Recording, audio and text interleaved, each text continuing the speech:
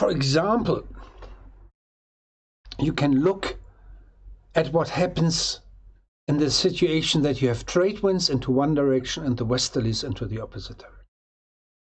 And this is shown in this sketch here, again for the northern hemisphere, but you can do something similar for the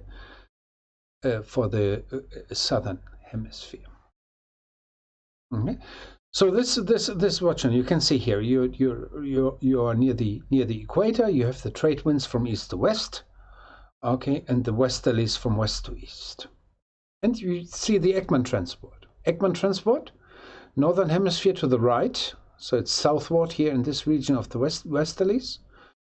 And in trade winds, it is poleward, and you create a convergence zone in the center. Convergence zone means that initially the sea level is lifted upward. You create a high pressure center, okay, and you create an Ekman pumping. So the isopycnals are moved downward. Okay, as I said before, it's only an adjustment process. This entire adjustment reaches an equilibrium, and this equilibrium, we call it it's balanced by a Sverdrup equation. You don't need to remember that. Okay, in the ocean interior, the adjustment of the density surfaces actually reduces the pressure gradient that comes from the shape of the sea surface.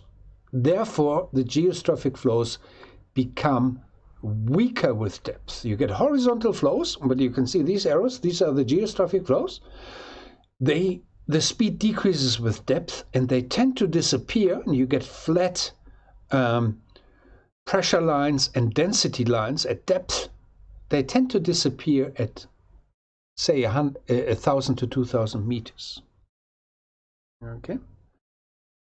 So say it again, it's written here, the isopycnals are amplified mirror images of the shape of the sea surface, and this feature here explains the creation of so-called subtropical gyres.